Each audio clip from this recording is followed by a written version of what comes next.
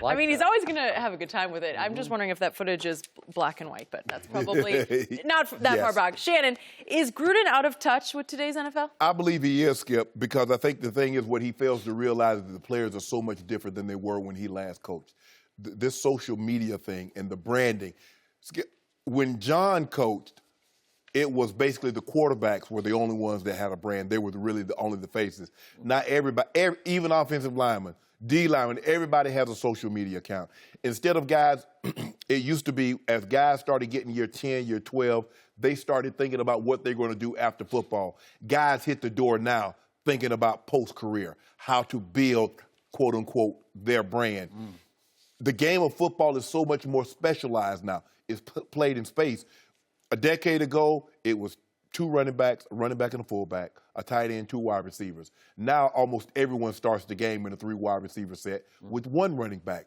It's just different. He was the one that said he's taking it back to 1998. Nobody said that. He said that. It's different. I believe he will struggle to relate to the players. I believe he will struggle with all the analytics and all the stuff that wasn't in play when he last coached. So, yes, I do believe he's out of touch, and I definitely believe he will struggle. Yep. I cannot tell you how much I disagree with every word that just spilled out of your mouth. Not the first time. Because this is just such a silly notion to think Jon Gruden is out of touch when I can make a case he's more in touch than any coach coaching today in the NFL. Because what has Jon done for the last 9 years of his life? Right. He's been in ESPN's Monday Night Football booth. What does that require you to do? As Jenny knows from her job, you travel from city to city, week after week after week, for some preseason games and the whole regular season. Right. And all you do is sit with coaching staffs and pick their brains about philosophy, approach, mindset, all those good things. So you're really, really keeping up with the game because you're hearing it from everybody. You can mix and match philosophies, and you can say, oh, they're not telling him everything because they knew he was going to get back in. Because they trust him. They trusted Jon, and they knew they could trust him to tell him some things off the record that would not spill out on national TV. And then what has Jon done every offseason for the last 9 years? He has run Gruden's quarterback camp, or whatever you want to call it, where all of the top quarterbacks, they all made dates because their agents all wanted them to have a session with Jon Gruden down in Tampa. And they would sit with him, and what would Jon do in those sessions? Put him on the board. He would really get inside their brains and their psyches, and he would spend full days with them on and off the practice field, just really getting to know their mindset and what makes them tick so he could draw conclusions on who he liked the most in the draft. By the way, he loved Johnny Manziel going in there. He said he would take Johnny Manziel, #1 overall. But the point is, he got inside those kids' head. He stayed young. And by the way, he's got 3 sons. I think they're all kind of in their 20s. Yeah. You know? So it's not like he's just disconnected from life in 2018. He's been preparing for this for 9 years. You got control over your boys. I can tell you what he hasn't done in a long time. Got a decent haircut. Have you seen that bowl cut he got, Jenny? But here, that's not. So now you have to reach for a personal shot. That's not personal. Here's the thing, Skip. He's had the same haircut for his whole life. Part of his image. For $100 million, you got to get one better. You better go to Frederick for Kyle, somebody that's really nice and get a fancy. Yeah, you know what I'm saying. Where do you get yours cut?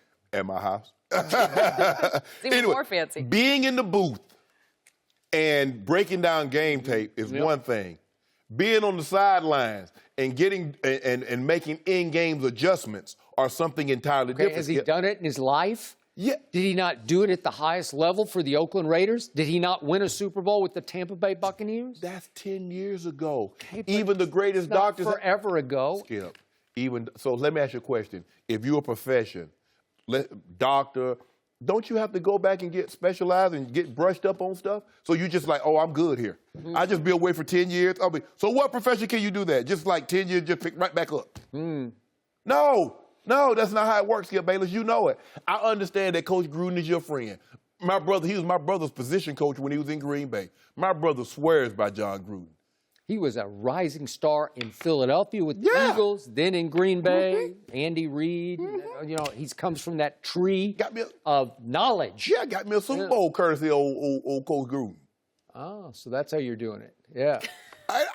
Skip, I'm just trying Is to it his fault? Is it your Whoa. He's the head coach. He's the head coach. You could have told Chuck Bresnahan not to call that defense. Why are you running a blitz or 3rd and 18 from the 4-yard line, Skip Bayless? But that's neither here nor there. Did he get that team to the AFC Championship game? He did. He did. Skip. Did he get robbed by the Tuck rule decision? He did not. He got robbed. Oh. That team was going to go a long way. Oh, so take one of those Super Bowls away from Tom, so he got 4. But we're not talking about that. I told you they got robbed. We're not talking about that. But Skip, it's hard for you not to see that being away, Jenny, for something for 10 years, breaking down away. He didn't go do some other profession for 10 years, right? Breaking down game tape and he wasn't breaking down game tape to come up with a game plan. That's different than looking at this, okay, this and this formation, so this is what they like to run. You know, once upon a time, Jon Gruden was considered a boy genius in the league as he was coming up the ranks, calling plays for the various Brett Favres. Yeah.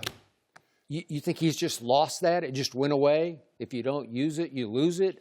Tevin Campbell was once called a boy genius. He was supposed to be the next Stevie Wonder, the next Michael Jackson. Okay. You heard of him lately? I think he's on Broadway right now. See the plays John called in the Super Bowl against his old team because he knew everything they were about to do? Yeah. But you see all those Hall of Famers he had on defense? Warren Sapp, first ballot. Derek Brooks, first ballot. John Lynch is going to get in. You could make a case Simeon Rice deserved to be in. Boy, also Barber, Roderick. How about Jerry Rice and Tim Brown and Bill Romanowski? And that Oakland team was loaded. We cooked them. Yeah. It's interesting you bring up the studying, though, because I think of our colleague Joel Klatt. I work with on college football, and I have never seen someone study and prepare. And I often say, like, you could be a coach. He is so well prepared, and I mean, it's not like he's gone anywhere. I have to disagree with you a bit on this, Shannon. Uh-oh. I'm sorry.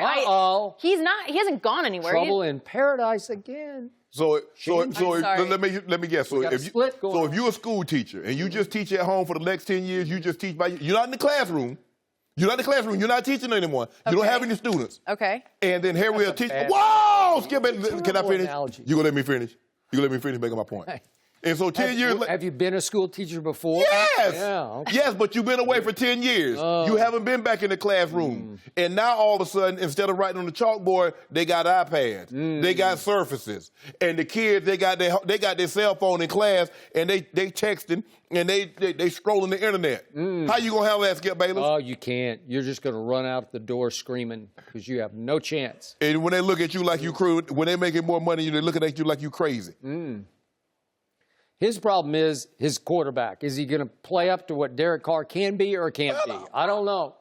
But the division is much more winnable than it was over the last 5 years because all of a sudden your team took a big step back. No, they didn't. How they take a step back? They just... How many of your stars are no longer stars? This is why he doesn't relate, because he thinks he can still. He hadn't picked up the phone and called Khalil Mack. The best player on his team has had no contact with him. That's first and foremost. You're making my point, Skip Bayless. You see how out of touch he is? Please. Where they do that at? What does Bill Belichick do? Does he pick up? Whoa! You said he Bill Belichick?